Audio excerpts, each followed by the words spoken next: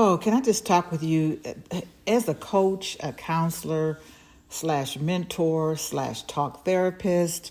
I'm repeating myself so often to so many women and reminding them that having rest is not laziness. And when you experience burnout, that doesn't mean that you are a failure. And when you're having anxiety and restlessness, it doesn't mean that you are weak. Anxiety happens because your brain is now in survival mode and it wants to protect you. So sometimes you find yourself walking in circles, staring at the ceiling, you're procrastinating, you're twiddling your fingers, you're overeating or you're not eating, and you're feeling so much anxiety because you're not getting any rest, you're not getting any help, and you're not getting any recognition for what you're doing, either in your home or on the job. And it's time to tell the truth about emotional labor, the things that you carry. And I'm not talking about things you carry physically. I'm talking about the people and projects and circumstances that you are emotionally tied to and you don't have a break. See, our culture glorifies us hustling and working hard and multitasking and being superwoman, but it shames us when we get rest. Now, yeah, people start to talk more and more about self-care, but I'm still finding women that feel guilty when they take time for self-care, or they can't take off time from their job, or they can't leave somebody because they feel guilty. That internal guilt, especially with women of color, it will block your blessings. It will cause you to get sick. See, your rest is not something that you earn. It's a biological and emotional need. It's not a reward for being productive. You need rest. And people will praise you when you're grinding and hustling and multitasking and being superwoman until you break down. And then who shows up when you fall apart? See, burnout is something that is become a part of our conversations, not because we're lazy or not because we're unmotivated. The system has us overworking, overachieving, overthinking, competing, and comparing all the things we see on social media. Or you're just single, just trying to hold it together. So when you're having anxiety, that is not a character flaw. Doesn't mean there's something wrong with you. It is the result of you having unresolved heartache or trauma that you've had, or grief and loss that you've had, and maybe you're just in constant emotional labor, financial stress, and feeling responsible for everyone and everything. Look, that used to be me. Look, your brain wants to protect you. That's why it does all the overthinking. It's trying to hold it all together, and it puts you in a survival mode, which creates the anxiety. So when you are lifting people in prayer, lifting people, paying for things, lifting people, doing what they should be doing for themselves or what they cannot do for themselves, when you are emotionally tired because you're carrying unspoken responsibilities, or you're managing people's emotions, you're being the peacekeeper, maybe you're a caregiver for not just one person. I know women that are caregiving for 2 or 3 people. And not to mention the emotional support you give to people on the job. It's being an emotional manager at home, at your church, on the job, and maybe even as a leader in your business, you're carrying a lot of emotional concerns. You find yourself worried about everybody's moods. You initiate those difficult conversations.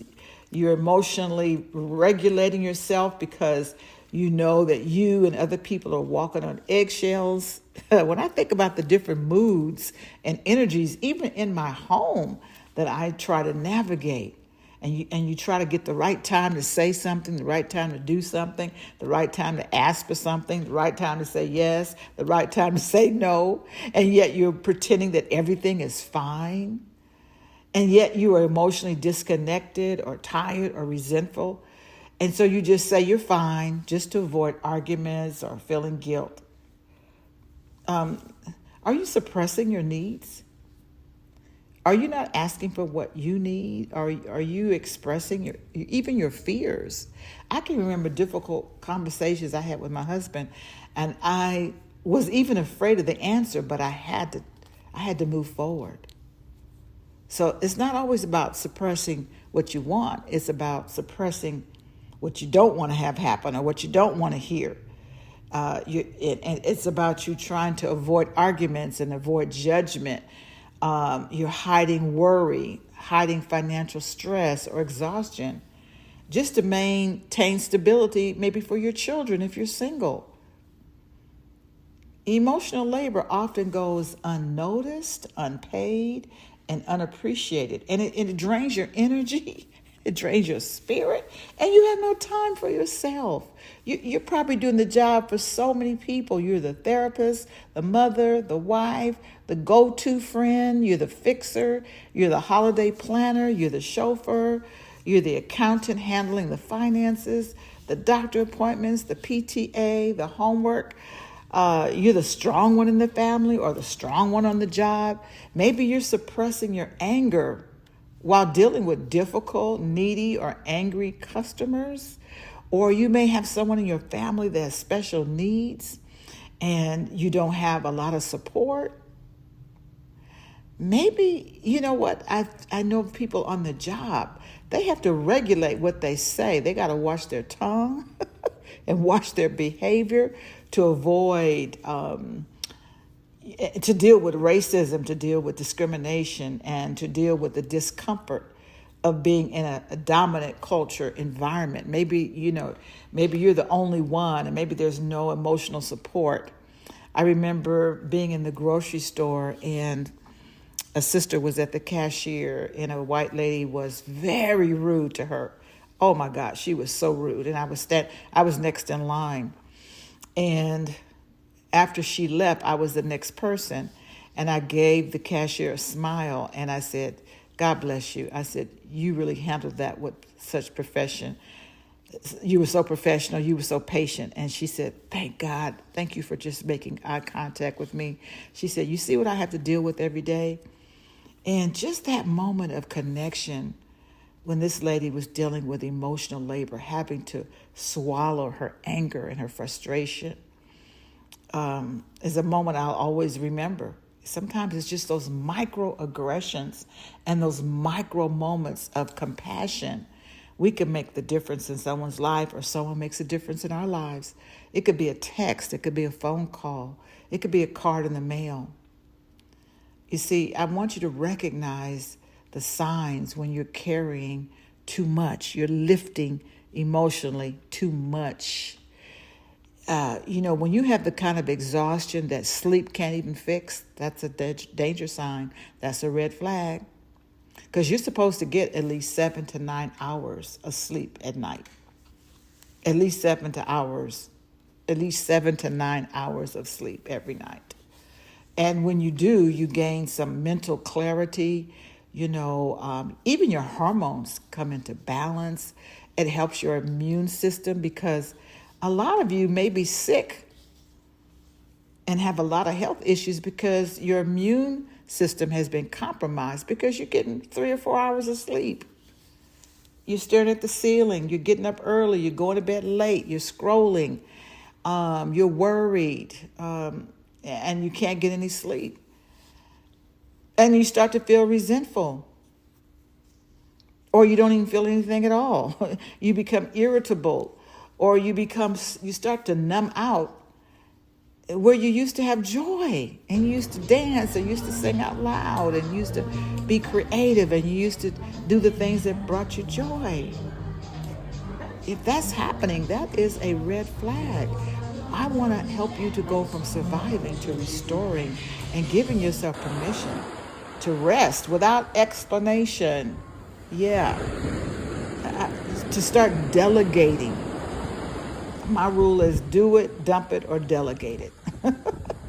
When there's something that needs to that's really taking up a lot of space in your spirit, There's three things you can do. Either dump it and do it later, or don't do it at all. Delegate it, or just go ahead and do it. Get it done. Learn how to say no. No is a complete sentence. Get the anointing called no. Release thinking you have to control everything and everyone. Boy, that has been one of my biggest growing spurts. It's Jewel, you're not in control. Jewel, you don't have influence over everyone. Jewel, you have to let them grow at their own pace. Jewel, they have to learn from their own choices and consequences. You see, when I started prioritizing my health, my well-being, my sanity, my time, my money, whoo, I can't even begin to explain to you how that feels, but I want you to feel it. I want you to feel it. I want you to decide and to know that you are sacred. And I want you to be able to tell yourself what's not negotiable anymore. I want you to get clear in your mind. I want to encourage you today that you are allowed to be tired and to rest. You are allowed to delegate. You are allowed to ask for help. You are allowed to push the pause button. You are allowed to stop being the strong one all the time. And I know that there's some situations where you have to show up, but I hope I'm putting a seed in your spirit that you begin to realize that your rest is vital.